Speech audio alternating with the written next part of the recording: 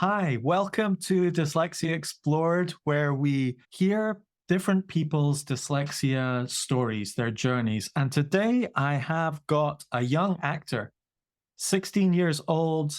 He's done a number of films already in his career, and he's got a Netflix show that he's on called Diaries. And we're going to have a really interesting time listening to Liam Yeah. Nicolosi. Liam, it is fantastic to have you on the show. Thanks for being here. Well, thanks for having me. It's great. It's really nice that you've even listened to some of the podcast episodes and so on. So you kind of know the format, don't you? Yeah. So I'm going to sort of go through the questions to find out about your dyslexia story. But why don't you tell people a little bit about where you're at right now? You're an actor, you're acting on, you've got some shows and so on. So why don't you just tell the audience a little bit about what you're doing right now and what you've been doing, what's live? All right. So now I'm in high school, the time where you have to put in the work in school and it's not just going to see your friends. And acting wise, yeah, I've had a lot of fun shooting this Netflix series very recently. And I just finished the second season of it. It just came out, actually. I finished shooting like before the summer and it came out a week ago. So it's pretty recent. And yeah, I'm having a lot of fun discovering like my passion with acting. And yeah, that's me. Fantastic. I mean, I've looked at a few episodes in the show and I want to actually watch the series properly now. I'm looking forward to it. And so it's actually filmed in Italian, isn't it? Yes, it's Italian, original language. Yes.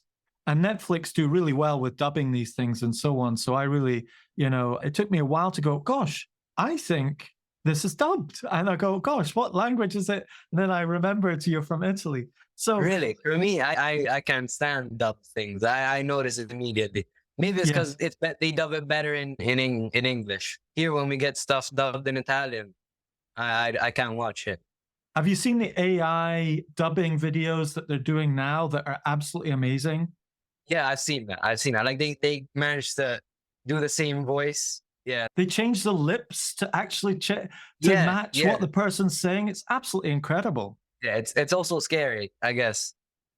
And also with rights and stuff, it's really weird because, and as an actor, you're gonna have something you film. It's not gonna be that because you didn't do that. So we don't know that. That's a whole other road. Yes, it is. Yes, it is. Right. Well, let's start our conversation. So you've got dyslexia then, do you? Yes, I do. And I'd like to hear your dyslexia story. And let's sort of wind things back to life before you realized you had dyslexia. So what was life like before you had dyslexia, and what woke you up to the fact that you had dyslexia? All right. So I actually like got diagnosed pretty quickly. I think I got diagnosed in third grade, like right after third grade, year 3, I think it was. And before, I mean, I was pretty small. I wasn't thinking that much about like school and academics. I do remember this teacher though, that when I was in year 3, which I think is fourth grade because there's like different systems. How old But is that? Because in the UK, it's easier to say what age you were. yeah, I don't remember. I mean, Third grade must be about 8 or 9, 8 or 9. yeah, around that time, maybe a bit smaller, a bit older, around like 8 or 9. And I remember that if you didn't finish your work before break time, you had to stay in and do your work before going out to play with all your friends. And I remember most of the days I didn't have a break time. And I remember saying, what am I doing? Because I really wanted to go out and play. It was like one of the best times of my day. But I couldn't go out because I was finishing. I knew how to do the work. It was pretty simple, but my friends finished. And then after 30 minutes, I was still there doing the work. And I was so like, I wouldn't say I didn't think I was stupid. I didn't understand. I was just really upset that I was like doing the work, but it would take me a long time. I didn't even realize that it was taking me a long time. I just wanted to go out and play. And then that summer after year 3, I saw my aunt. She is like a special needs teacher, tutor. and she's dyslexic also. And so we were doing my math homework because she wanted to help me, and I didn't understand this problem. And so we did a couple exercises, and then she's like, "Wait a second, I think you're dyslexic." And I was like, "What? What is that?" And so she told my parents, and then as soon as I went back to school, we did an examination. I don't know how it's called exactly, but we had like, I got diagnosed and I was dyslexic. That's when I realized. Then when they told me you're dyslexic, I was like, all right, what's that? What does it mean? And it was also fairly new for my parents also, because I don't think they were like really informed, but they helped me a lot. They were like, yeah, it's just that you learn differently. Like those are the things I remember. As soon as they told me I was dyslexic, they're like, yeah, it's fine. You just learn differently. And then continuing on the year, I was like, oh, I'm dyslexic. That means I'm stupid. What is this? Because I still couldn't finish my work. And then I saw this documentary. I don't remember his name now, but it was the guy that invented segways, and he's dyslexic. And it talked all about how he saw the world. And I was watching it with my parents. I was like, what? That's how I see it. Like he was talking about when I read a book, I was reading like really just learning how to read, like not learning how to read, but simple books. And every time I read something, I was like, okay, I read it, but what did it say? I don't remember what just happened. And then I remember him saying that and other stuff. And I was like, wait, that's the same as me. And I was like, all right. And then there I like accept that, all right, I'm dyslexic and it's not bad. I mean, if he didn't understand, I don't understand, but you can create a segue. I'd rather not be able to understand what I read and build a segue. Yeah, fantastic. Yes, that's great. So it's fascinating that it's normally a person that wakes you up to Yeah. that moment, and then you've also got another person's story that wakes you up to the upsides of being dyslexic, or that you can be really successful with dyslexia, and also be really successful because of your dyslexia sometimes. And in a way, you telling your story, you're trying to help other teenagers in a similar situation to you, aren't you? Mm-hmm. So that's only been like you're 16 just now. You found out basically 6 to 7 years ago, 7 years ago. Exactly. Over the last 7 years, what would you say have been your main challenges because of dyslexia? All right. So I actually think that my main challenges like started in middle school, because that's where the workload gets a bit heavier and it's more like real school than playing with your friends.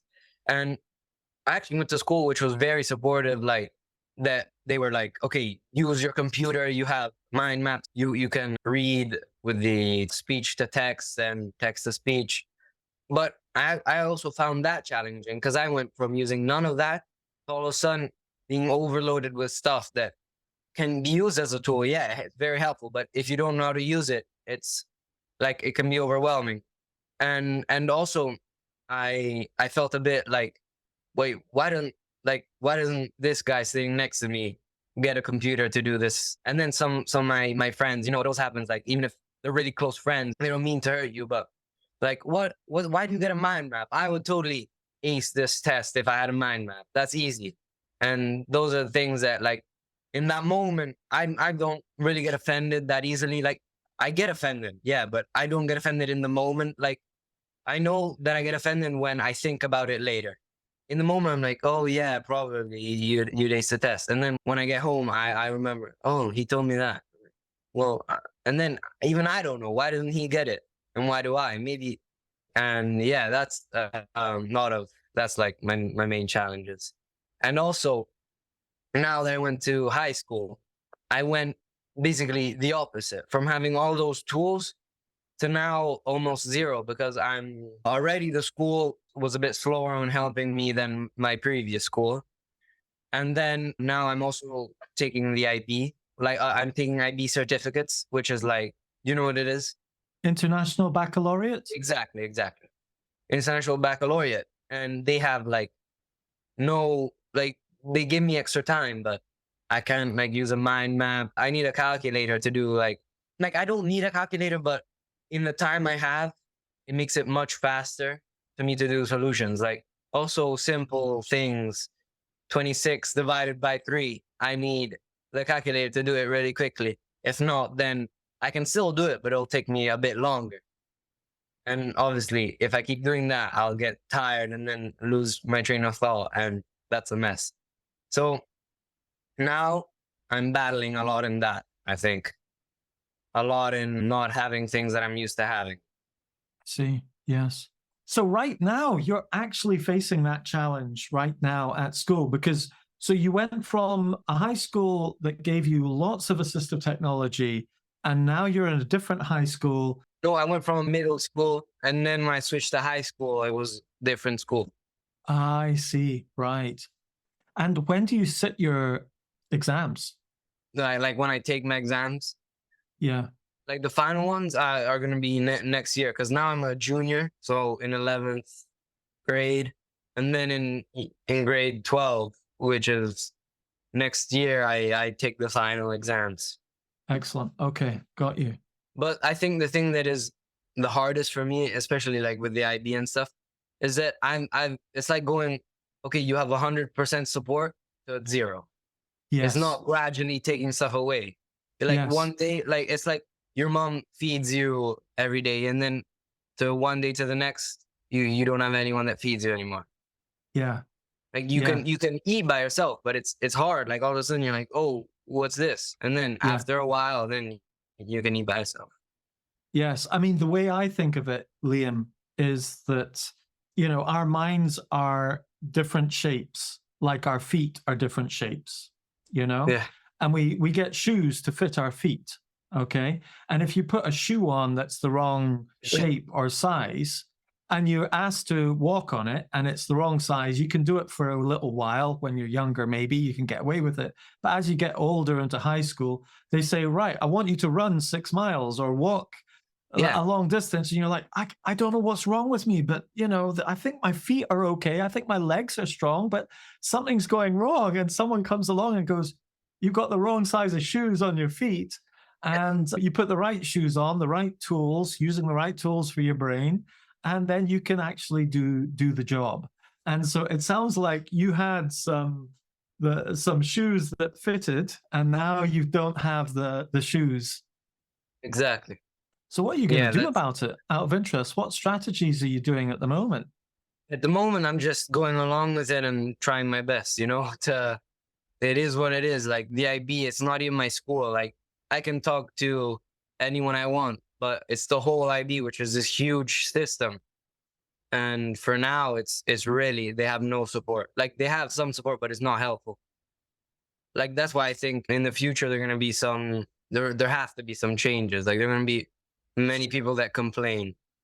Yeah.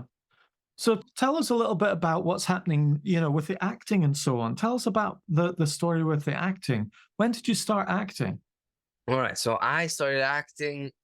Well, let's see. Both my parents are actors, and so I was born into this world. At the beginning, I was pretty small, so I didn't know if I liked it or not. But my parents had a YouTube channel, and we used to do like improvisations of random things that a family would do. But it was funny. It's called Two Kids and a Dog. If you want, you can go check it out. Great. We'll put it in the show notes below. Just swipe up and you'll see the link. Yeah. The old ones are really funny. And it was just this family doing ridiculous things. Like they end up in these weird situations. And their aim is like they have to do a weekly photo shoot. And it always happened like, and yeah, I was like really small, like 3, 4 there. So I didn't know what I was doing. I was just doing my thing and there was a camera there. And so I think from there, I had it like implanted in my brain that was normal. So I don't know, I had it. Yeah, I just knew what I was doing already. And then I like when I was a bit older and understood more of what was happening, I asked my parents, well, I wanna try being an actor. Cause I know how hard it is. Like they kept telling me, yeah, you can try, but make sure you always have a plan B. You know, this is a really hard industry because you can also be like the best actor in the world, but it depends if you're lucky or not. If you get the part or not, that doesn't depend on you. And yeah, I got into an agency, started to do some auditions, and I got lucky. And I got this part for this series, which was that aired on the BBC, and it was called Airs of the Night. This one was in English, and it talked about vampires. It was this little show. It wasn't little. It was like this series, and I played a little vampire, and I had a lot of fun there. And actually, the director of the show was dyslexic. And so when I figured that out, I was like, oh, that's cool. I want to be a director one day. So that's very cool. And then after that, I realized that he wrote the screenplay. Like he adapted the book that it was based on into a screenplay. And then when I was like this, because I was in the point of like my life, I was like 10, 11 around, where I was like, okay, I'm dyslexic. I get it. So I can't write a book and I can't read a book. And then I met this other guy, and I didn't meet other dyslexic people. Like I had, but not a lot, and not like they told me. And once I knew that he wrote the whole screenplay, I was like, whoa, that's so cool. And I think that opened the mind, like, okay, well, I can do that then. And yeah, his name was, I have this written down because I really want to say it. It's this Diedrich von Roosen. I don't know how to say his last name well, but Diedrich. And he was like, he helped me a lot, a lot. And he was also a really cool guy when we were shooting the films. Yes. Fantastic. Go Diedrich. Yeah. Shout out to Diedrich. This podcast is sponsored by dyslexiaproductivitycoaching.com, which helps you organize yourself creatively with a productivity system for Apple devices. How did things go for the show? It actually went pretty well. It was supposed to air on regular TV in Norway. It did. Norway, Indonesia. It went really well in Indonesia, surprisingly. And then after that, it also aired on BBC during the time of Halloween. So that was pretty good. Then after that, continued doing auditions. And I got this other part, Diaries, which is in Italian. And it went on Netflix. And so that's the latest, biggest thing I've done, I guess. And my character, Julius, his name, happens to be dyslexic also. And that's a pretty cool thing that I managed to get the part. So did they know you were dyslexic when they cast you for the part? Only at the end. Like I did 7 auditions for this series. And the last audition, it was a coincidence that they knew. They gave me the scenes to learn like five days before. There were 2 big scenes. And then we went there, and then they said, all right, well, can you do these 2 scenes? And there were 2 other complete different scenes. And so I saw them there, and I was like, oh, no. And then this image in my mind that I was dyslexic, so I couldn't read things and learn them fast. And so I was like, no way I can do this. And then my mom went to talk to them, saying, look, he's dyslexic. Why? This is really hard for him. So in the end, they made me do the ones before, and then they cast me. Fantastic. But now something I realized, that's actually, I don't know what I was doing before. It was just all mentality before about my lines. Now I think maybe also because of my dyslexia, I just see the lines. I don't even have to read them, and I learn them really quickly now. I just have to breeze over them, and I create, like, I don't say it back word for word. I create my little things, say it in my way, say it how I think the character would say it.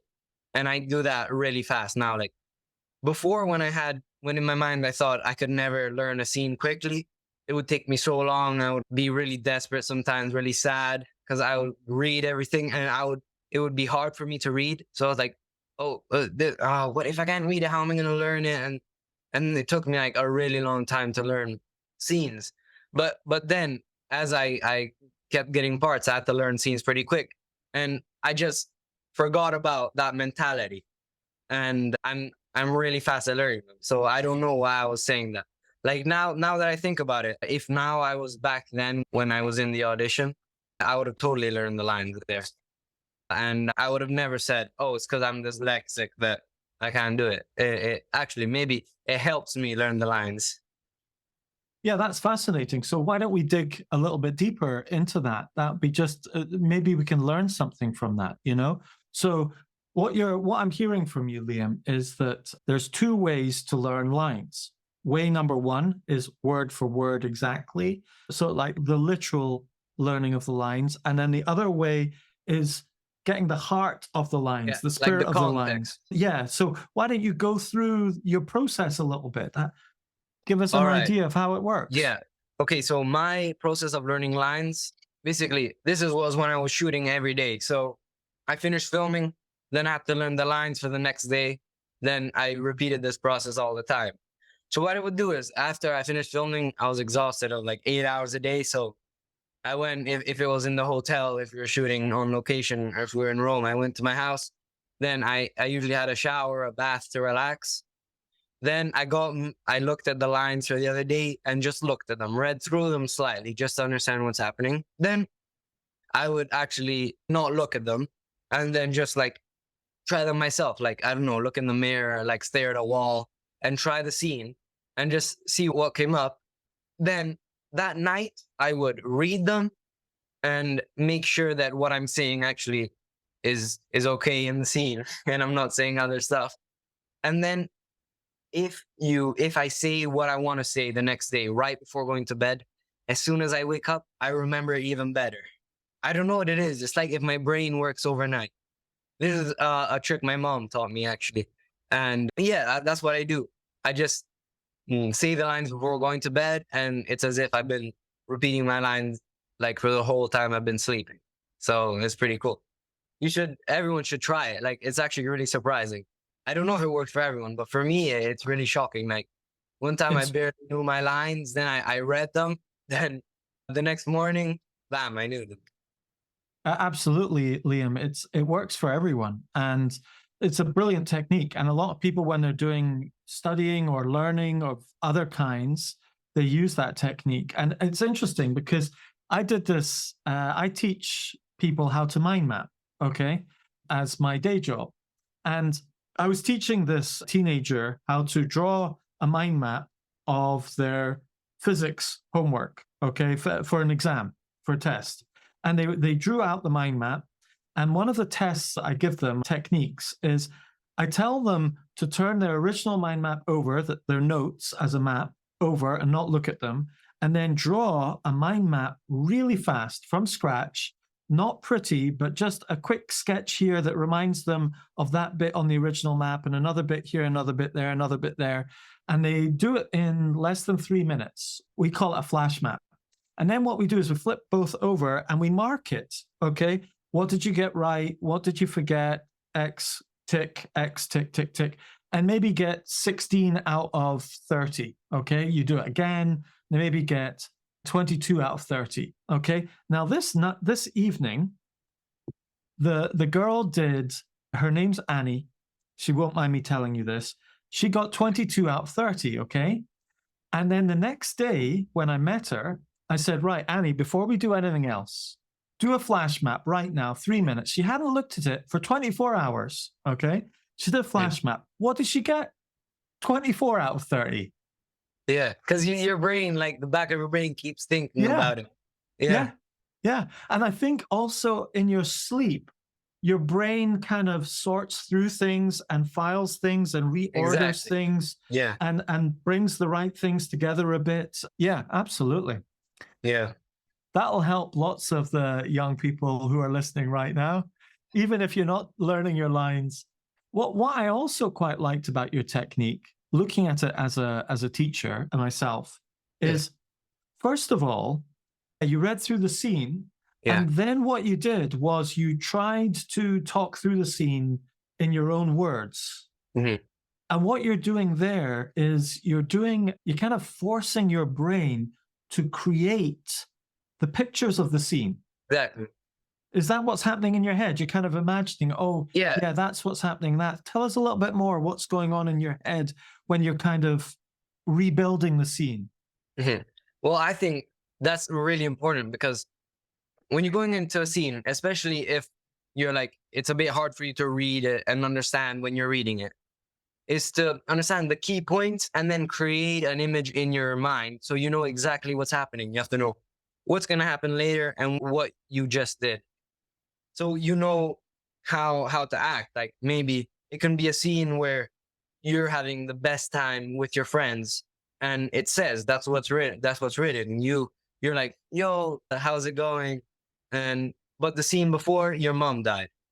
So you can still do that scene, but it changes completely. Like you're gonna be like, hey, and then like I don't know, look like when they're not looking, have a moment of you get it. That's what I think. That's why that bit's important, and it's also important to know what's happening, even if the before it's still you're having a good time now, and also in the scene you're having a good time. It's still important to know. Okay, this friend is there, then you're talking to this guy, and your aim is to do this. Because if not, you're just memorizing something and saying it again, and then anyone could do it. Yes. Now, here is where I'm interested. I think there's probably some dyslexic traits that are advantages in learning the lines at this particular point. Okay. Because a lot of people with dyslexia have a really good visual spatial awareness. And what your language is very visual spatial right now. So why don't you tell me more about this whole visual spatial thing that you've got on? Can you visualize the movement of things? Do you imagine it in 3 dimensions? So give us an insight into your imagination.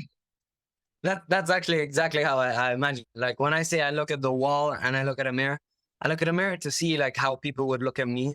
And I also imagine it 3D, and it's not necessarily how the director is going to want it, but at least if I have a picture in my head, I can do it better. And this is really important in auditions, because when you're actually acting in a series or a film, everything is actually happening, except if there's a green screen or something.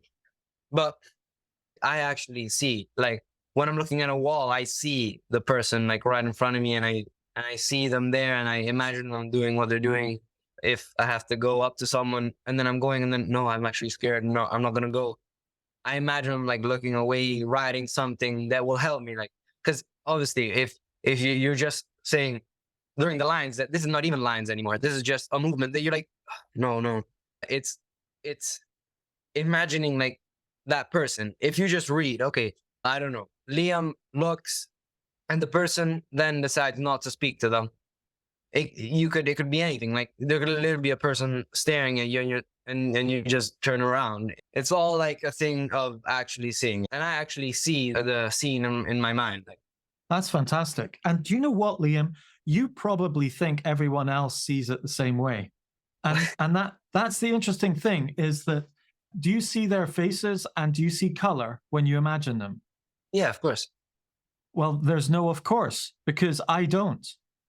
Oh, I'm dyslexic, but I don't see faces and I don't see their color. But my brain works more like when I imagine something, I see it more like night vision goggles. You know, you see the outline shape of a person, you know who they are, outline. It's kind of like a 3-dimensional shape, but there isn't.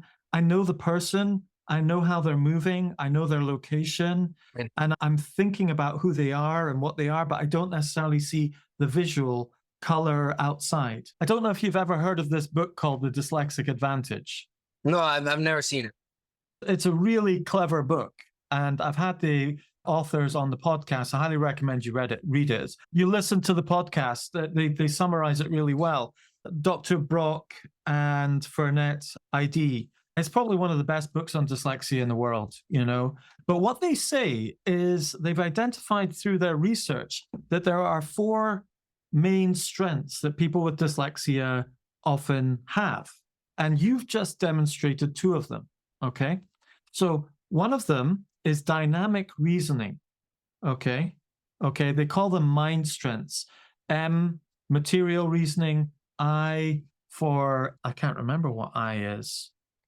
But one of them, material reasoning, and one of them is dynamic reasoning, and another one is the sort of storytelling reasoning. So a lot of people with dyslexia can dynamically figure out what's probably going to happen. So what you're doing there is when you're imagining the scene, you're probably thinking, oh, the director's probably going to get people to come this way, and this is probably going to happen, and that's probably going to happen, and I'm probably going to have to say this at one point. And you're kind of probability dynamically reasoning what's going to happen within that scene without actually knowing what the director is going to do. You're kind of projecting it. Is Well, that what you're doing? yeah, sort of. Yeah. And And I then, also have this thing where, like, you asked me if I see them in color, if I see their face. And it actually depends, not like my mood, but my brain. Sometimes, like, now I can decide if I have someone in front of me to look at. And sometimes I see them and then like they go away and stuff. But it's like I have to like try, or like even a thought in my mind. I'm like trying to see a picture and it like sort of goes away, or sometimes it's as if like it's being sketched right in front of me, like as if they're being drawn. But most of the times when I'm like really in the zone, it's like really clear. wow, that's fantastic. Now, that's a strength of, often a strength of dyslexia. Not everybody with dyslexia has that strength because, like these mind strengths, there are four different strengths: material reasoning, intuitive reasoning, dynamic reasoning. Each one of the strengths has a trade off. Okay. So, what that means is that you have a strength in one area and you're really strong in that area. There's a price to pay, you know? And so you can be really strong with this kind of automatically visualizing and dynamic relationships, but then weak in the figuring out, the relationships between words and text and so on, because that part of your brain has been allocated to another part. And so it's not that you can't do it. It's just that you've been sort of optimized for a certain kind of thinking. So that's Yeah. fascinating that you're using that ability to actually reading lines, going from, oh, that's really hard because I have dyslexia, to now actually you're finding it really easy, probably because you have dyslexia and you're using this process. Yeah. That and it now is the first time I just learned that you say that not everyone can see, like can actually think that way. Like I just took that for granted. I think like I'm curious now. Like maybe there's some things that for me are normal that for other people aren't. Yeah. Guaranteed, Liam, you are going to find throughout your life that you will think to yourself, well, doesn't everyone think like this? Doesn't everyone understand like this? Yeah. And they'll go, no, like I've just done I now. just I just had one of those moments then. Yeah, absolutely. Absolutely. And it happens in all sorts of ways. Like, for example, my wife, now that I'm 53 years old and I've known my wife for 30 years plus, we went to university at the same time and we studied a subject when we were adults. And she was doing exactly the same subject. We were both sitting beside each other, listening to the same lecture, and we did things so differently. Like when she heard the lecture, I would afterwards go, I want to talk about it. Let's chat about it. And she's like, no, I can't talk about it. I can't talk about it. And I'm like, why can't you talk about it? She's like, because I've got to process it. I don't get it yet. I don't get it yet. I've got to process it. Where I'm sitting there going, oh yeah, I got it. That's really fascinating. I'm with it. I'm mind mapping it out. I've got it all mapped out and I'm ready to chat to someone about it. And she's like, no, you can't talk to me. And I'm like, what's happened, And then and so I found it really easy to immediately, like, how after someone shares a talk or something, you say, get in a group and talk it through. I'm really ready to talk it through. Whereas my wife is like, no, I've got to really think about this for 3 days. That's cool. And her brain thinks completely differently. So she found that hard. But then there's another time where she's been thinking about something for like a month, and she's been thinking about writing an essay or something like that. And she says, right, I'm going to sit down and write my essay. And I'm like, all right, are you going to do an outline or something? Like, what's your outline and so on? And she's like, nope. I'm like, you can just sit down and write an essay straight out your head? And she's like, yeah, can't you? And I'm like, no. And I'm like, I would have to write down all sorts of things and try and figure out the order of it. And my crazy ideas are all over the place and I have to reorganize them.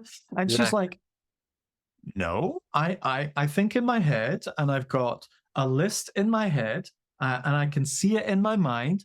There's these words here, and then there's a heading there, and then there's this, and then there's that. And I'm like, what? And she's like, yeah, it's just like that. I've got it in my head. And I've got a point that from 4 days ago, I put it here, and I know that's going to go there. And I've just been sorting out in my head, and I'm ready to write it all out right now. And I'm like, I can't believe it. That's amazing. Yeah. And that's actually a problem I'm having is that now we have like in English, you have an hour and 30 minutes, and they're like, they give you a prompt. All right, go write an essay. Oh, I know. It's really hard with dyslexia, isn't it? So hard for me. That's so hard for me. Shall I teach you a quick hack that will nail that? Definitely. Yeah. Okay. So as an actor, you will understand this hack. Okay. Right. It is called the story star. I made this up. Okay. So every story in the world pretty much follows these 5 steps. Okay. And so when your teacher says, I want you to write a story, like a creative writing story, okay, what the teacher wants is you to write a good beginning, middle, and an end, okay? And the problem with dyslexia is we often start with a good beginning, and then it becomes a middle, a middle, a middle, a middle, and it never ends. Because you're like, oh, there's this. Oh, and there could be that. Oh, and there could be this. You get, is that you? Yes. Yes. Yeah. Okay. Well, so if that's you, here is the solution. Okay. The story star. So I would draw it, but I'll draw it in the air since you've got a strong imagination. So you've got a 5-pointed star. Okay. Right. At the top, you've got a face. Okay. A smiley face, like an emoji. Right. And in the face stands for the characters. What are the characters in the story? 2 or 3 characters. Introduce the characters, okay? Then the second star, the branch, is eyes, 2 eyes, okay? Because every hero in the story wants something. They've got their eye on something. They want to fall in love. They want to get rich. They want to get vengeance. What's their eye on? They want something, okay? And that's the trick, okay? Because they want something, but then the foot comes and trips them up. That's the third thing, the foot. The face, the eye, the foot, okay, is the third branch. And the foot trips them up and they fall flat on their face and it feels like they're never going to get to what they've got their eye on, okay? Then the fourth branch is a hand comes out in the fourth branch. And the hand is the hand of a guide like Yoda or some magic wand or Gandalf or something that really helps you, someone or something that is a real helping hand, lifts you up, sets you back on your path, and sets you towards what you've got your eye on. And then with that thing, that solution, you go through your journey, and then to the final end, the fifth thing, the crown. You get to the crown, you get to the end, and the story is finished. And why do you know the story is finished? Because the character gets what they had their eye on, or something like it. They wants to fall in love with that girl, but they didn't fall in love with that girl. They fell in love with maybe a less popular girl, but she was more fantastic. But the core thing was he wants to fall in love, or they wanted to find friendship or be successful. And normally it's different from what they had their eye on, but it's still what their heart had their eye on. And if you do those 5 things, you can get the story done. Like, that's actually, I have one time where I was in middle school and I was so excited because I wrote this. We had this, it was in Italian, and it's called scrittura libera, which means free writing. And it wasn't a class, but the teacher said, all right, you have free writing for this lesson. And so I was like, first I was scared. I was like, all right, well, what do I do? And then my brain just clicked. And like, I wrote a story about like this whole other planet. And it was so cool. They're like forests with giant mushrooms and everything. And then when I was so excited, okay, can you read this? And you couldn't understand anything because there were so many ideas crammed together. It was like, okay, giant mushrooms, and all of a sudden this thing comes out of the bushes, and if I spaced it out, it would have been like a really good, an award-winning screenplay, but it ended up being a bit too much, and I was so proud of that. Like I remember when I was writing this, so cool. How did I come up with this monster? I described it so well. I can totally imagine it, and then, but that was funny. Yeah. And they never finished. They just like I couldn't finish it because there were just things I had to write, like what the monster did after. But and then like I switched main characters. Like, all right, the main character goes to fight the monster, and then I started speaking about like the monster, how it eats breakfast. That's right. And that is so the mind of a person with dyslexia, because you see, often with dyslexia, you're kind of seeing the big picture all the time. You know, it's like a wide angle camera. It's like a typical thinker has a normal angled camera, and then other people have a zoom camera, so they're really detailed orientated. And then other people have like this fisheye wide angled camera of a mind, and that's dyslexia. Yeah. And you're actually, in the way that you're remembering your lines, doing that wide angled camera thing as well, because you're not just thinking about your lines, you're thinking about, oh, I'm guessing. Okay, I'm going to guess. Tell me if I'm right or wrong. But you're reading through your lines, but you're also thinking, oh, right, then they're probably going to be doing this, and they're probably going to be doing that. And I'll tell you thinking wider something. than yourself. Exactly. I'll tell you that that's actually something that I just noticed now, but I do this, and it's pretty weird. When I close my eyes and think, I don't see what I see. I see myself and other people as if there's a bird, like someone else is looking at. And I think that's pretty cool. Like that's where I understand how everything, because I'm not looking at me, I'm looking at the scene. And then I'm that component of the scene. So you're actually thinking like a director. I guess. Yeah, exactly. You're not thinking. I guess I have to become a director then. You have to become a director, Liam. Absolutely, because you're already thinking like a director. Do you know Steven Spielberg is dyslexic? Really? I know him. I didn't know he was dyslexic. Yeah. Now, do you know how Steven Spielberg found out he was dyslexic? No. He was about 44 years old, thereabouts, and his son got identified with dyslexia like you. Yeah. And the assessor said, well, would you like to get an assessment done? Because it normally goes to the family. He's like, I got the assessment done. He's like, oh my goodness, I'm dyslexic. That makes sense. And you can totally see it in the way he does stuff. That's actually true. So off the wall and so creative and unusual, you know? Mm-hmm. Steve Jobs was dyslexic. Yeah, I knew that. I knew that. And Johnny Ives, the guy who actually designed the iPad and the iPhone and so on that Steve Jobs selected, very famous British person, designer with dyslexia.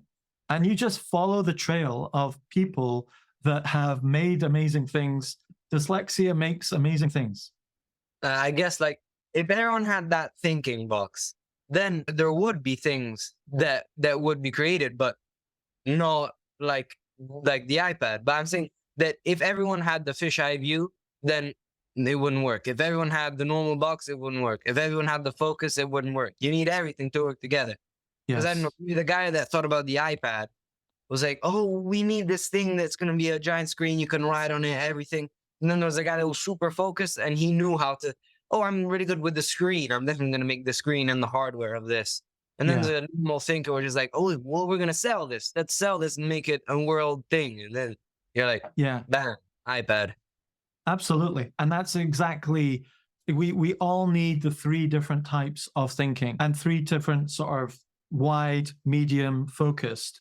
And sometimes we need to learn to do it ourselves. You know, sometimes we are naturally wide, but sometimes we have to kind of get really close and go, right, I'm wide angle, but I'm trying to zoom in here and go close. And in a way, it's like that with reading sometimes. You know, you're kind of like, oh, I can't quite read it, you know, but you have to go really close, you know. And it's like in our minds, sometimes we need to try and go from wide angle to medium to focused. You're in that situation right now where actually school is asking you to be highly, highly focused, highly zoomed in, high detail, whereas your natural space is to have this bird's eye view, see the dynamic flow of what's going on, figure out what your best contribution is, and things like that. Yeah. That's fantastic. So, what I always ask people, the fourth question, what do you think your challenge, what reward have you got from that challenge? And you're still very young, but what rewards have you got so far? Yeah. I mean, I would say that I'm so young and I'm still working to get that reward, and I have things in mind, and hopefully it's very big a reward, and it's what I want to do, because I want to become a director, and that's like acting and directing. I think I would do both, and that's like, I hope I'm gonna get that. But now I've actually had a lot of rewards. Let's just say, like, me working hard on that line thing and trying to think about stuff has helped me realize that I think like that.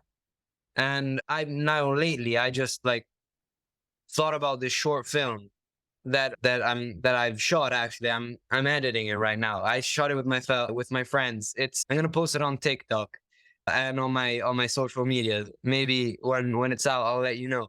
And we'll just say link in the show notes below. We'll make sure it's in the link in the show notes. When it comes out, we'll update it. Okay. All right. And yeah, it's this really simple idea. I was just listening to the Barbie song one night, and I was like, well, this would be actually really good as a long TikTok short film, and make this guy feel rejected like everyone else, so everyone can relate to that. And then at the end, well, I won't spoil it, but yeah, I was just listening to the song, and now I wrote like a sort of a film to the song. Fantastic. Great. Well, Liam, I think you've, even just listening to you in the last short while, you've definitely got the mind that thinks like a director. Even that, the way you're describing learning your lines, you're learning them as if you were the director, not just as the actor. Yeah. Well, let's hope that works. I think I would have a lot of fun as a director. What would you, out of interest, what would you dream about directing and making? What if you were I would dream about it, what would it be? I would dream of writing my own thing, starring in it, and directing it. I think that's my dream. It's like at the end of the movie, written, directed, and starred by Liam Nicolosi. That's like my dream come true. And I think now I still have the mentality where I think it's really hard for me to write it, but hopefully I can get over this hump I have. Because even if that loads of other dyslexic people wrote stuff and it's not because of that, it's just harder for you to grasp it. It's still like something that it actually is hard for you. So every time like I go, like for example, what I just wrote something for my short film. I just wrote it like something that I can understand. Like if I give that script to one of my friends, they'll be like, oh, okay, yeah, this is cool, but they don't understand everything I mean, because it's written like in sort of my dialect that I understand for me.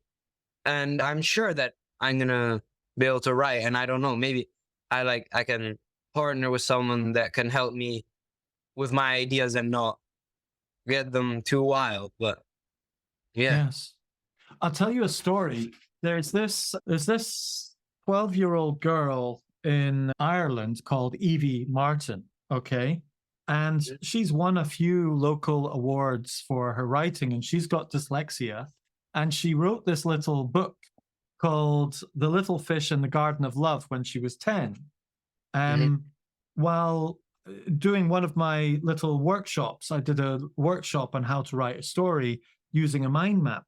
And what was fascinating was she wrote it and she did the pictures and so on. What was fascinating when I asked her what was the difference between doing a mind map and just doing it her previous way, was that it was all about deleting as much stuff as possible so you got to the essence of the story. And and it's like editing. Have you noticed that with editing a video? You're deleting this, you're deleting that, you're deleting this. But actually the story gets stronger and stronger the more you delete it. Exactly. And that's the key with dyslexia, is learning how to delete things. Well, so finding a way to stick down all of your ideas in one place so you can see everything big picture all at once, but then having the confidence to say, right, I'm deleting that, I'm cutting that out, cutting that out, cutting that out, until it gets tighter and tighter and tighter. And then you've got the gold. You've kind of sifted it through Yeah. and washed out all the junk, and you end up with the gold. That, in essence, is writing. And a lot of people with dyslexia, because they've had to find a specific process to do that, they're not just automatic at it, because they've had to be intentional, they actually get much better at it than others. Yeah, I get it. Because they don't do it by accident, or like they don't do it naturally. They know Yes. what they're doing. Yes. Yeah. Yes. Well, yeah, I have to develop that better then. Yes, I know that you're going to find, we're going to watch this video back in 10, 15 years time, and you're going to say, I wished, and we'll be able to take that out and do the Liam Nicolosi afterwards, before and afterwards. And when Liam was 16-year-old, he made this wish, and this is it coming true. Yeah, let's hope. Yeah. I was going to ask you, it's one thing hoping to write and direct and star in your own show. What would it be about? What sort of things are you really interested in? What? Well, I like comedy a lot, and I like sci-fi things that when you see it, you're like, what? That's so cool. How did I not think about that? I like that a lot because I think that if I like already, I can imagine pretty cool things, and if I try really hard, I can think about pretty cool, not just like stories. Like I can imagine pretty cool worlds, like and whole ecosystems on how they work and stuff. And then once I know that, I can go and write something about that as if I was in it. Like I'll give you an example so you better understand what I'm saying. Like in my mind, imagine like just creating a planet, like you creating a planet, and then all right, this is what happens. Maybe it's a normal story, nothing magical is happening. So I just create this planet, and in my mind, I go there. Okay, look, I turn the planet around where I can see. Oh, look, this is cool. I zoom in. Okay, get this character, move it around like a puppet, and that I create like this whole thing that's happening, actually happening, and then from there I get the camera. All right, let's go in this part of the world, and it's I like the world I created. Let's start filming. And then by putting the camera where I want to look, I can already start imagining what's happening. I don't know if you understood. It's a bit Yeah, of I understand it. Yes. right. Yeah. Like, I don't know, for example, if I'm going to try writing a normal, relatively normal movie, let's just say this guy falls in love and everything, I would already in my mind create what's where he is, like create his life already. So let's say, okay, I wanted to live in a place like New York. Okay, so skyscrapers already built. I can imagine that. I don't know. I want him to maybe, okay, actually, I want it to be in the future. Okay, skyscrapers already built. I just changed their color, changed their material. Now they look really futuristic. I get some cars flying around. I can already imagine a mutated bird going from branch to branch. This rat goes out of the garbage. I already imagine the first scene. Bam, he's walking on the alleyway. That's the first scene. And I just created that like that. Yeah, brilliant. Yeah, that's like my sort of way of thinking about it. Yeah. So let's talk a little bit about your character in the story. He's got dyslexia. We kind of went off the track there a little bit, and we'll come back onto our, this is such a dyslexic conversation, isn't it? We're just all over the place, but there is a path. There is a path, and we'll come back on the path. And the path is your character is dyslexic and you're dyslexic. So why don't we talk about your character's dyslexia in the show? Is it obvious in the show, or is it just a backstory dyslexia? Yeah. All right. So as I was saying, I was gonna say this before, but we went in the dyslexic route. And yeah, in the show it talks about 8 main characters, and we all have an obstacle, an issue happening in her life. So, for example, there's one who has problems with girls, and his parents are getting divorced, so people can relate to that. Then there's another guy that doesn't know if he likes men or if he likes women. And then there's this girl that wants to have her first kiss but doesn't know how. And then there's me, and I'm having trouble at school, and it turns out I'm dyslexic. So it's really cool that it can help everyone. Like the series, anyone can relate to it. Like that whole middle school section can relate to each character. Like, I don't know, maybe there's a kid that's having some trouble in school, and they see this show, and they, oh, look, also this guy's having trouble at school. Then they keep watching it, and turns out I'm dyslexic. And they're like, oh, wait, maybe I could be dyslexic, maybe. And they can look at any character and connect with them.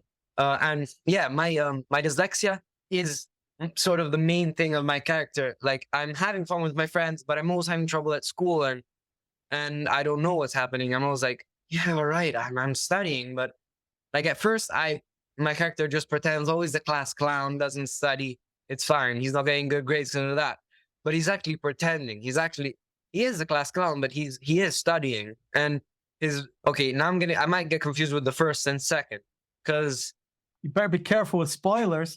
yeah, exactly. Because so in the first, which is out, and I can say stuff, is that he is struggling, and his friends want him to come in the class next year with him. Because in Italy, we have this thing that you can be taken away from the class and redo the class again if you fail.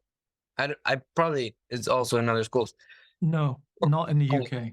All right. Very rarely in the UK do you ever get held back. No, here you actually get held back quite, like if you Really? fail, like you get held back. Wow. Yeah. So my friends don't want me to get held back. So me too, I don't want to get held back. So I study and everything, and then there's a test, and I still don't perform, and I don't understand. I'm like, what? Come on, I studied so much. And then the teacher says to another of the main characters, which is like the class perfect one. Like, she always gets A's and always studies. And so she helps me study. And then when I'm studying, I'm like, hell, I don't understand. And I leave. And then I leave my notebook there. Like, this is the scene. And she like looks at it, and she's like, what? And she thinks, oh, wait, he could be dyslexic because her cousin is dyslexic. And so she goes on. And when I'm doing this other test, which is it's an oral, they're called the interrogazioni in Italian, where you basically go up in front of the whole class and talk to your teacher, and she asks you questions. And I don't remember this question. And she, in the middle of the lesson, tells the teacher, yeah, but he tried, he did study, he's dyslexic. And then as soon as she says dyslexic, I'm like, what? What's that? Because my character doesn't know what it is. And basically I get angry at her and rush out of the classroom, because I basically just think she's saying that I'm stupid. And then I go to the people that diagnose me, and they try helping me better. And by the end, I understand, and I get a good grade in a test. Brilliant. That's fantastic. Wow, that is brilliant. I mean, we've got used to having different sexualities represented in film and programs and so on, but yeah, that's why this is actually really have cool. Dyslexia represented so clearly in a show is fantastic as a different obstacle, considering that 10% of the world's population has got dyslexia at the very least, and they don't know it. It's really good to have some representation in that way. Yeah, I'm pretty sure that here in Italy, at least, because it went really well the first season. Like, most of the kids in Italy, all of them watched it. So I'm pretty sure it helped out some kids, I'm assuming. Yeah. I'm hoping this podcast that, people will share this with other teenagers out there, your own teenagers. If you're a parent listening, maybe you send this to someone and say, hey, look, this famous teenage actor is telling his story about dyslexia. This might help your child. Thank you very much for sharing your story. One of the questions I tend to ask people is what sort of tools do you find that you use that help with what are in your toolbox? You mentioned mind mapping. How much have you used mind mapping? I use mind mapping really, really not that much. I've never been taught like the right way to use them. I've just been in middle school. I was allowed to use them during tests and everything. And they How just did said, you use okay, them in a test? Did you print one out and you have one beside you and you could exactly. use it as a prompt? Yeah. Oh, wow. And then now I just like as soon as I went to high school, I sort of lost using them because I wasn't allowed to use them obviously during the test. And so I was just allowed to use them. I was never taught on what they were. I just Yes. uh, Yeah. So it's like, did you do it on a computer or did you do it by hand? both. It was a mix. Okay. Because one of the things that, after this, at some point, I'd like to teach you how to do this, Liam. I think it'll Yeah. help you. Yeah, We'll that do would. this. How about we do the story star together and we take a story and in 45 minutes under tight like test conditions, I can show you how to quickly write a story, write it out, and then have it done. And then that's it. Yeah. Who knows? You might end up writing your screenplay that way with the story star. Or maybe that one there, I end up like I come, oh wait, where did I write this? And then I Yeah. find it in my Yeah. files. That story's pretty good. Let's get them to produce it. Yeah. I often teach mind mapping in a group, and the parents are there as well. And one of the parents was a script writer for the BBC. And Hmm. he had been walking around with this story in his brain for about 3 years and he hadn't got it out yet.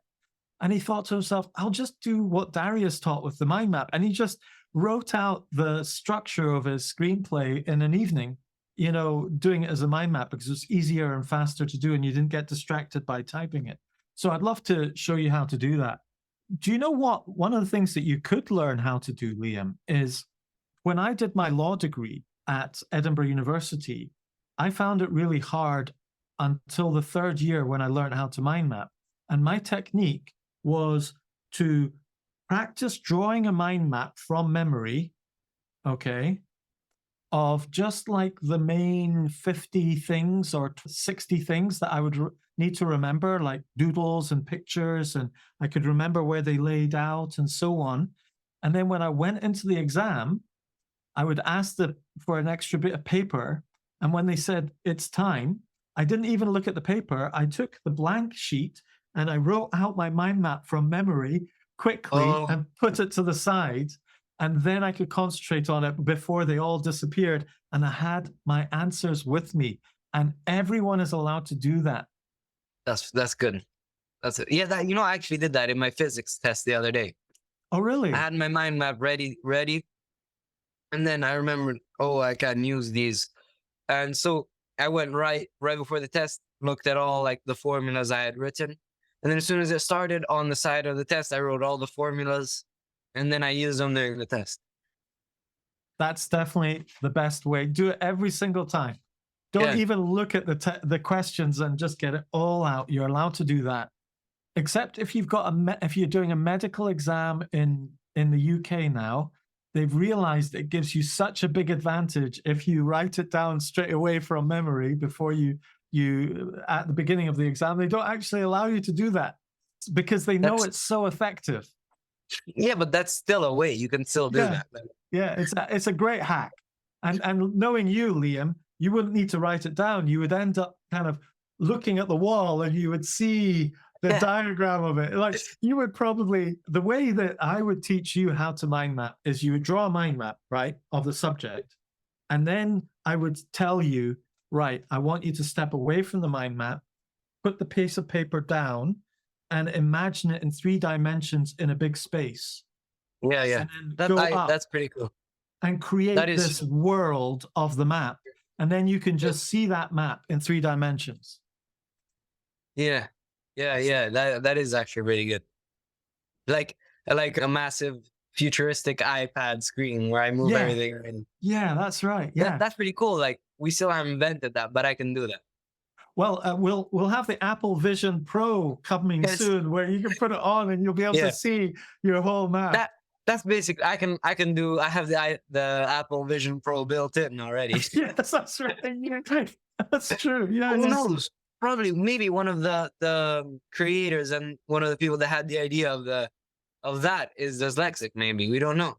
I wouldn't be surprised. I mean, the statistics are on the right side of it. If 1 in 10 people are dyslexic, of course, if there's a team of 10 people, one of them is dyslexic. And in the creative arts and technology, it's normally more like 30% or 40% are dyslexic. If you ask other actors, okay, I bet you if you got 20 actors, okay, Yeah. on scene, I wonder how many actors are on scene with you in the show. Like it depends on the scene, but like our 8 main characters that most of the time were together. Okay, well, let's say there was 20 altogether, okay? Statistically, out of the 20, there will be 2 that have got dyslexia, okay? You and someone else. But I bet you, if you ask them all, there's probably 20 to 30% of them, 6 of them have got dyslexia. And some of them won't know They're it. good in that, like Some art. of them won't know it. Probably, yeah. Well, I wonder how many people on set, since you were acting and discussing dyslexia in the show, did you have discussions about dyslexia Yeah. with fellow actors and cast members and so on? No, actually, no. Oh, that's interesting. Why not? I'm not sure. I guess it didn't. Well, I don't know. It's actually pretty interesting. I don't know. Okay, so the screenwriter of this show, do they have a relationship to dyslexia? Are they dyslexic or do they have family members with dyslexia? I'm Why not did sure. they I write didn't it ask. in? What's the I story didn't behind ask. that?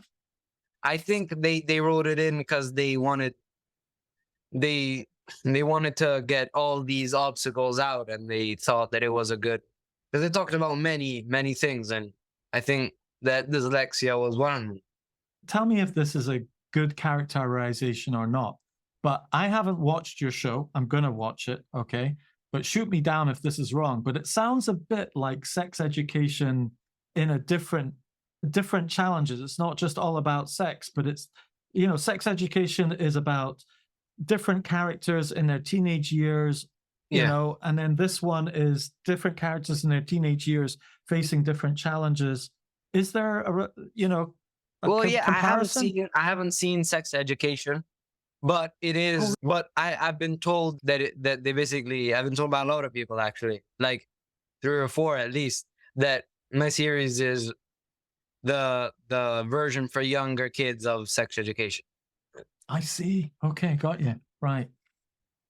And now I have to ask you, there's probably going to be, I went and Googled you a little bit, and you don't have your own Wikipedia page, but you do have quite a few fans that are writing stuff about you and asking lots of stuff about you and so on. Tell me about what it's like being better known now. Well, it all, like, now I'm actually getting a bit more used to it, because it's been like almost a year and a half. But it, like, when the first season came out, it happened all in like 2 weeks. So it was like pretty shocking, and it was like, oh, that's pretty cool.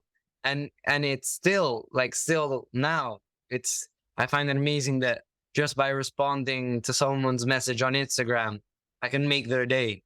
And like, it's something so simple, but for them it's like pretty cool. And yeah, I really try to be as like, make it not change me, because I hate like some people that, just because, I don't know, they have this amount of followers, they treat people differently and stuff. And I always say that without my fans, I'm nothing. So every time I meet one of them on the street or they text me, I'm like, thank you so much, because you say, oh, whoa, you're so cool, but without them, I'm not that. Like, I don't have the power they give me. They give me a lot of power. Great. Do you ever get kind of messages about dyslexia from other young people? I think I've got like maybe one, but it's really hard because you have like many people writing to you, and if you respond to someone, then like it goes all the way down on the list, so you can't get it back. And like, I Right. think a message of a kid that said, "Oh, even I'm dyslexic." That's pretty cool. And I responded, "Oh, that's good. Well, then it means that you have to work harder, but you'll have cooler things. And yeah, and then the conversation got lost because you can like get them again. So, if you were, what kind of advice would you give younger people about dyslexia? You know, what would you say to them? Well, I would definitely say that I still need to give myself advice, but for what I've learned is that, and I'm still trying to learn and still trying to use, it's hard, but it's, I think, is to take away that mentality of saying, oh, I'm dyslexic, so I can't do this. Yeah. That I think is the worst. And I still do it. I still do it a lot. Like I use it as an excuse to myself also, but it's just something that you have to get over. Like, yeah, okay, yeah, it's going to be a bit harder, but then you can do this thing better, maybe of it. Like for me, I want to get to start writing my insanely cool screenplays, but I have to get like I can start writing one now, but it won't be as good as I want it to because I still have like in my mind saying you can't do it. So it's just this whole thing that I don't know. You have to just not think, all right, it's an excuse. And as people say, it's a disability. You don't have to. If you think you have a disability, then you're bad. Like you're not good. You just think differently. And yeah, in school, I guess you sort of do have a disability, but only because they teach it for other people. Like you say, it's only because they have the perfect shoes for them that fits perfectly, and you have a really small shoe, and it hurts a lot.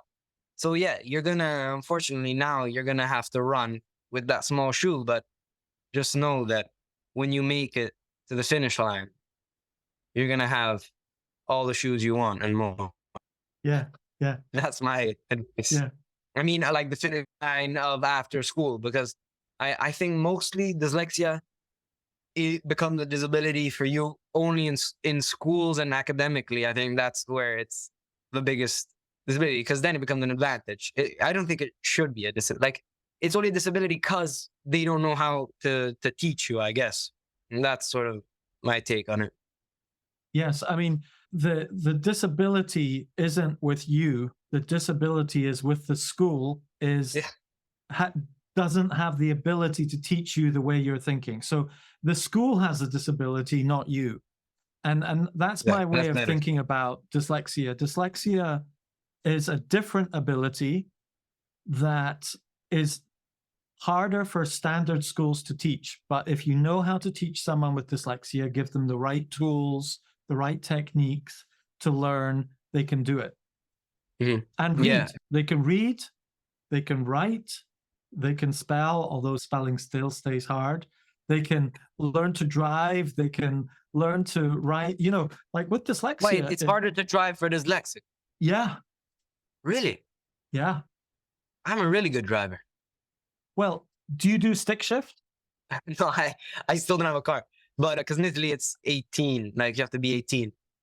But So, I got my license in the States, like this summer actually, and I drove an automatic, but I passed, like I studied for the test for, I don't know, 2 days before, and I got it, and I started driving immediately.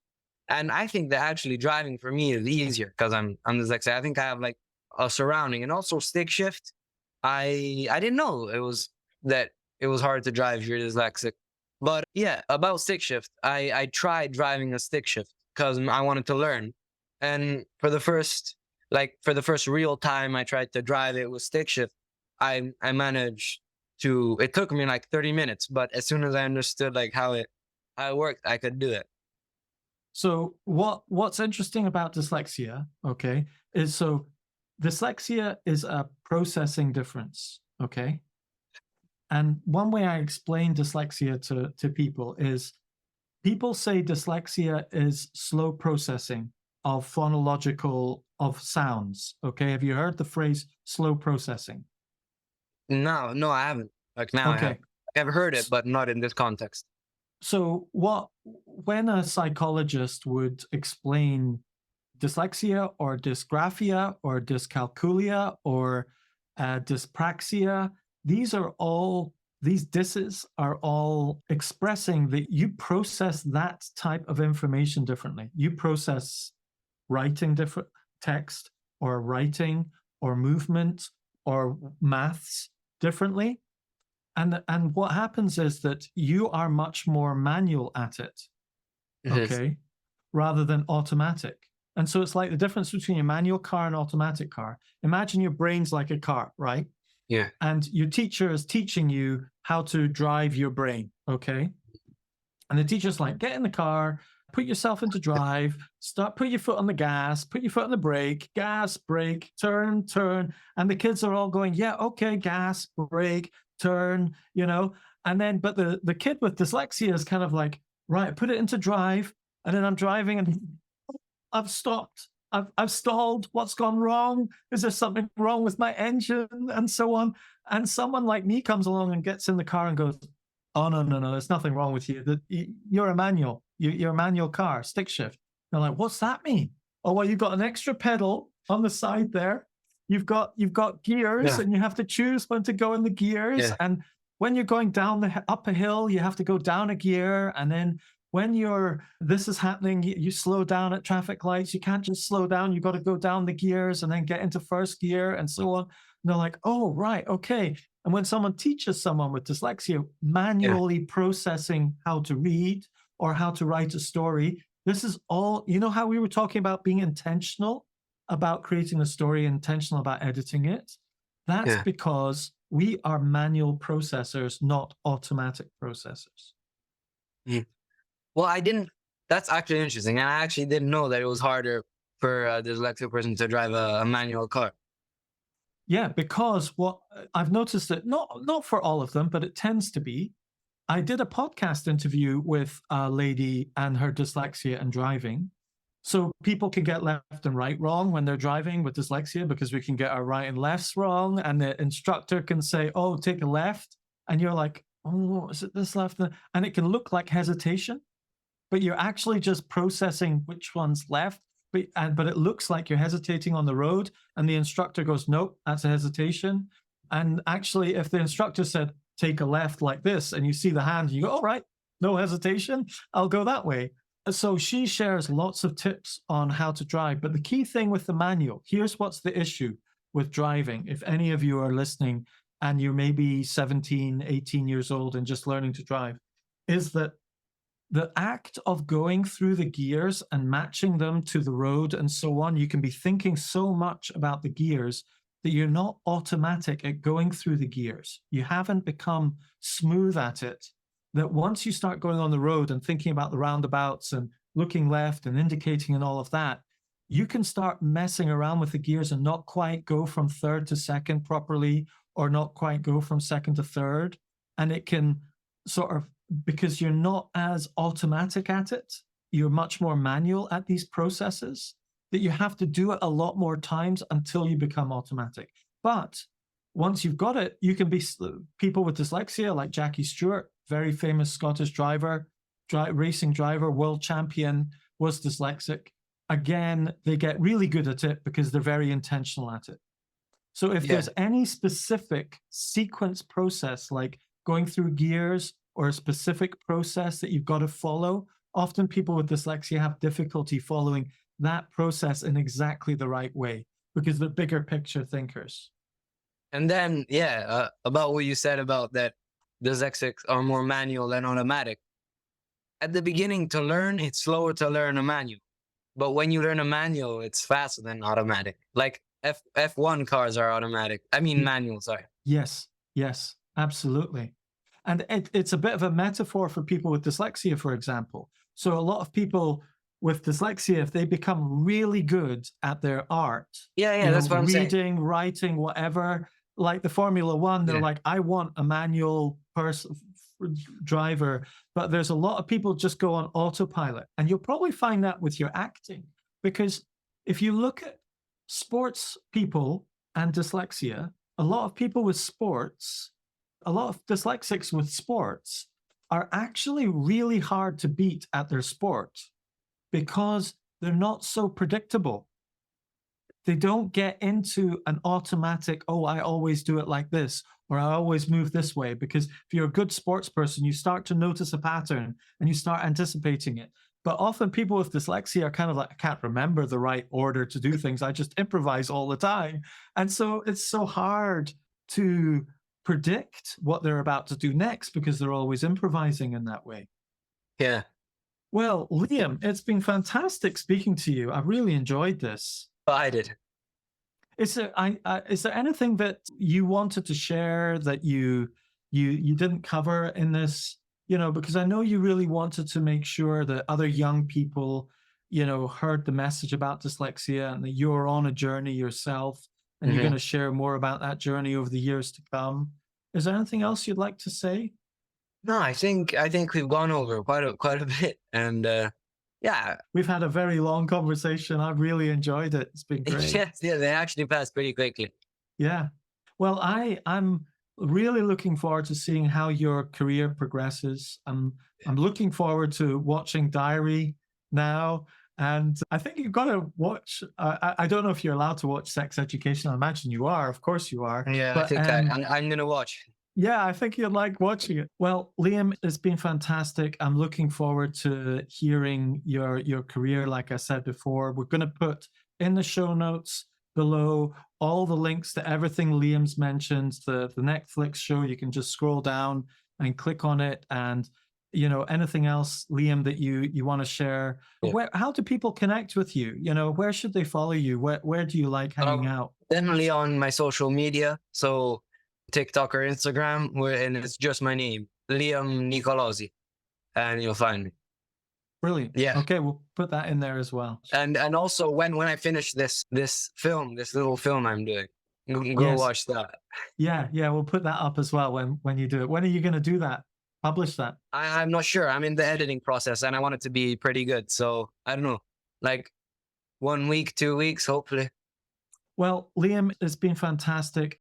This podcast is sponsored by dyslexiaproductivitycoaching.com. It's my day job when I'm not hosting this podcast. Tell me, do you know what you want to achieve in the workplace, but you're struggling with how to achieve it? Maybe you suspect some traits of dyslexia are getting in the way. Well, that's where Dyslexia Productivity Coaching comes in, because we give you a simple productivity system for your Apple devices that harnesses the creativity that comes with your dyslexia. It includes proven methods like note-taking, reminders, speech-to-text, mind mapping, and more, all tailored to your needs. It'll free up your time and help you achieve outstanding results. Book a complimentary call to discuss it with me, and if you do it soon, I may also be available to coach you personally via Zoom. So don't be shy, go to dyslexiaproductivitycoaching.com or swipe up and book it now.